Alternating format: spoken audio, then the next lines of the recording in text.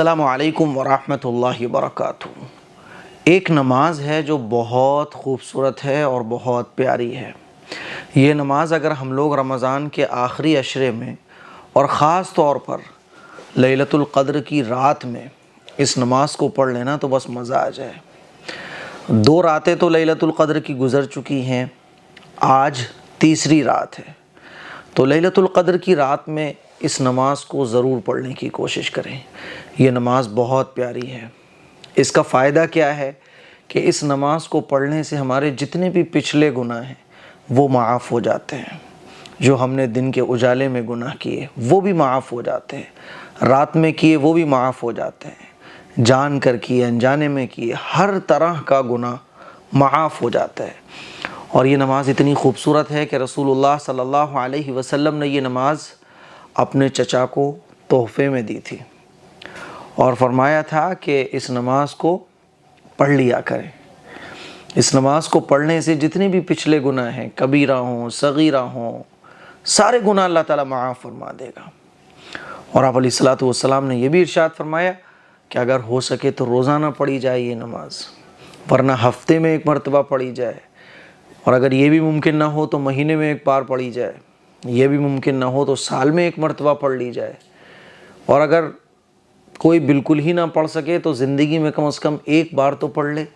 رمضان کے مہینے میں ایک ماحول ہوتا ہے، ایک جذبہ ہوتا ہے، تو یہ نماز پڑھنا بہت آسان ہے۔ اور اس نماز کو کہا جاتا ہے صلاۃ التسبیح کی نماز، اسی لیے لیلۃ القدر کی رات میں اس نماز کو خاص طور پر پڑھنے کی کوشش کریں۔ میں آج اسی نماز کا طریقہ بہت آسان طریقے سے آپ کو بتانے جا رہا ہوں۔ مجھے امید ہے کہ اس ویڈیو کو دیکھنے کے بعد آپ صلاۃ التسبیح کو بہت آسانی کے ساتھ پڑھنے لگو گے۔ یہ نماز اتنی خوبصورت ہے کہ اس نماز کو بزرگان دین پڑھا کرتے تھے، صحابہ اکرام پڑھا کرتے تھے، بلکہ رمضان میں تو خاص طور پر بعض علماء نے تاکید فرمائی ہے، بعض بزرگوں نے، کہ اس نماز کو روزانہ پڑھا جائے۔ یہ نہیں ہو سکتا تو کم از کم رمضان کے آخری عشرے میں پڑھ لیا جائے، اور یہ بھی ممکن نہ ہو تو لیلۃ القدر میں تو ضرور پڑھنے کی کوشش کریں، کیونکہ لیلۃ القدر میں تو ہم بیٹھتے ہی اس نیت کے ساتھ ہیں کہ ہمیں رات کا اکثر حصہ اپنی عبادت میں گزارنا ہے۔ اب آئیے جانتے ہیں کہ یہ نماز پڑھی کیسے جاتی ہے۔ 4 رکعت اس نماز میں ہوتی ہیں۔ آپ کوئی بھی صورت جو آپ کو یاد ہو وہ پڑھ سکتے ہو۔ بہت سارے لوگ بتاتے ہیں کہ یہ صورت پڑھو، وہ صورت پڑھو، جو صورت آپ کو یاد ہو۔ کسی کو 2 صورتیں یاد ہیں تو 1 رکعت میں 1 صورت، دوسری میں دوسری صورت، تیسری میں پھر وہی صورت پہلے والی، چوتھی میں پھر دوسری صورت۔ آپ کو جو صورتیں یاد ہوں وہ آپ کسی بھی رکعت میں پڑھ سکتے ہیں۔ 4 رکعت یہ ہوتی ہیں، اور ان 4 رکعت میں 300 مرتبہ ایک کلمہ ہوتا ہے، وہ پڑھا جاتا ہے۔ کلمہ ہے سبحان اللہ والحمد للہ ولا الہ الا اللہ واللہ اکبر۔ یہ کلمہ ہی اتنا پاورفل ہے کہ اس کو بندہ اگر ایسے ہی بیٹھے بیٹھے پڑھ لے جیسے میں نے پڑھا ہے تو بس اللہ کی رحمتیں، مغفرتیں، ساری برکتیں، رحمتیں اس کے اوپر نازل ہو جاتی ہیں۔ دیکھیے سبحان اللہ یہ ایسا وزنی کلمہ ہے کہ جس کے ثواب کا اندازہ ہی نہیں لگایا جا سکتا۔ سبحان اللہ، اللہ کی اس میں تسبیح ہے، اور یہ فرشتوں کی تسبیح ہے۔ الحمدللہ، کتنا پاورفل کلمہ ہے یہ۔ لا الہ الا اللہ، یہ تو افضل الذکر ہے نا، یہ اللہ کو بہت پسند ہے۔ اللہ اکبر، نماز کے اندر ہم لوگ کتنی مرتبہ اللہ اکبر پڑھتے ہیں، تو یہ پورا کلمہ جو ہے نا یہی بہت پاورفل ہے۔ سبحان اللہ والحمد للہ ولا الہ الا اللہ واللہ اکبر، تو یہ کلمہ 300 مرتبہ صلاۃ التسبیح کی نماز میں پڑھا جاتا ہے۔ اب یہ کیسے پڑھا جاتا ہے اس کو آپ سمجھ لو۔ آپ نیت کرو گے کہ میں صلاۃ التسبیح کی نماز پڑھنے جا رہا ہوں، بس یہ نیت کافی ہے کہ میں صلاۃ التسبیح کی نماز پڑھنے جا رہا ہوں، ٹھیک ہے؟ یہ جتنی بھی ایکسٹرا چیزیں ہوتی ہیں ان کو کہنے کی ضرورت ہی نہیں ہے کہ منہ میرا کعبہ شریف کی طرف، واسطے اللہ تعالیٰ کے، یہ سب کہنے کی ضرورت ہی نہیں ہے۔ میں صلاۃ التسبیح کی نماز پڑھنے جا رہا ہوں، اصل میں تو نیت دل کے ارادے کو کہتے ہیں، لیکن زبان سے آپ کہنا چاہو تو اتنا کہہ سکتے ہو، کافی ہے بس، ٹھیک؟ اب اللہ اکبر کہہ کے آپ نیت باندھ لو گے۔ نیت باندھنے کے بعد ثنا پڑھو گے، سبحانک اللہم وبحمدک وتبارک اسمک وتعالی جدک ولا الہ غیرک۔ ثنا پڑھنے کے بعد 15 مرتبہ آپ کو پھر یہی کلمہ پڑھنا ہے، سبحان اللہ والحمد للہ ولا الہ الا اللہ واللہ اکبر۔ 15 بار جب پڑھ لو پھر سورہ فاتحہ پڑھنا ہے، اعوذ باللہ من الشیطان الرجیم بسم اللہ الرحمن الرحیم ولا الضالین تک سورہ فاتحہ پڑھو گے۔ پھر کوئی بھی سورت جو آپ کو یاد ہو وہ ملا دو، ٹھیک ہے۔ سورت پڑھ لی آپ نے، مان لیجیے انا اعطیناک الکوثر فصلی لربک وانحر ان شانئک ھو الابتر، ٹھیک ہے، سورت ملا دی۔ اب رکوع میں نہیں جانا، اب آپ کو 10 مرتبہ پھر یہی کلمہ پڑھنا ہے، سبحان اللہ والحمد للہ ولا الہ الا اللہ واللہ اکبر، ٹھیک ہے۔ پھر آپ 10 مرتبہ جب پڑھ لو گے اس کو، پھر آپ رکوع میں چلے جاؤ گے اللہ اکبر کہہ کر۔ رکوع میں جاؤ گے، رکوع کی تسبیح پڑھو گے، سبحان ربی العظیم 3 بار پڑھ لو، 5 بار پڑھ لو، 7 بار پڑھ لو، ٹھیک ہے۔ رکوع کی تسبیح پڑھنے کے بعد پھر 10 مرتبہ یہی کلمہ پڑھنا ہے، سبحان اللہ والحمد للہ ولا الہ الا اللہ واللہ اکبر۔ پھر رکوع سے کھڑے ہونے کے بعد، رکوع سے جب آپ کھڑے ہوگے، سمع اللہ لمن حمیدہ ربنا لک الحمد، پھر آپ 10 مرتبہ یہی کلمہ پڑھو گے، ٹھیک ہے۔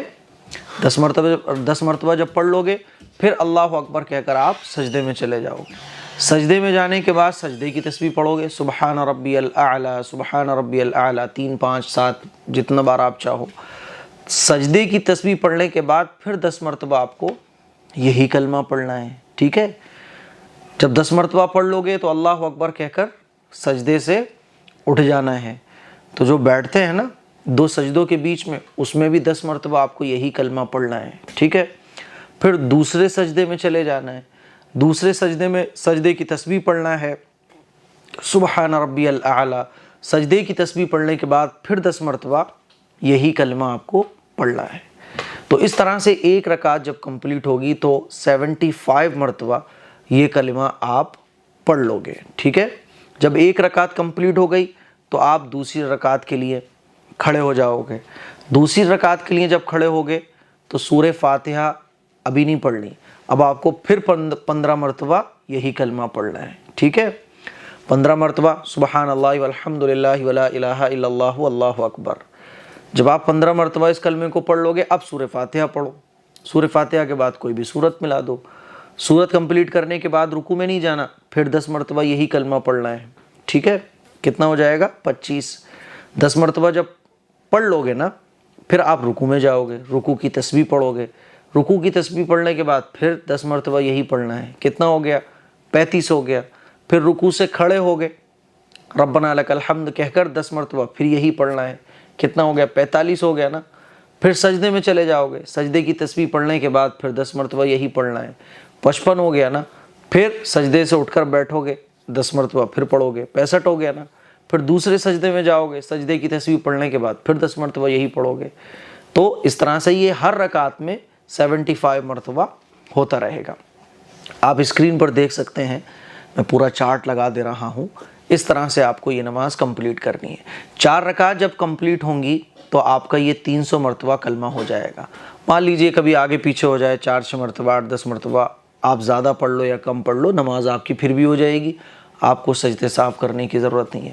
جب یہ نماز کمپلیٹ ہو جائے تو اللہ سے دعا مانگ لو کہ اللہ میرے گناہوں کو معاف فرما دے، جو آپ دعا مانگنا چاہو، ٹھیک ہے۔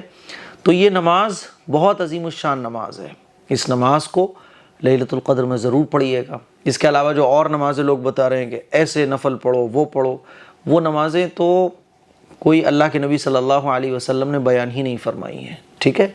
نارمل نفل نماز، قضا نماز وہ آپ پڑھ سکتے ہو، تہجد کی نماز ہے نا، لیکن صلاۃ التسبیح کی نماز ضرور پڑھیے گا۔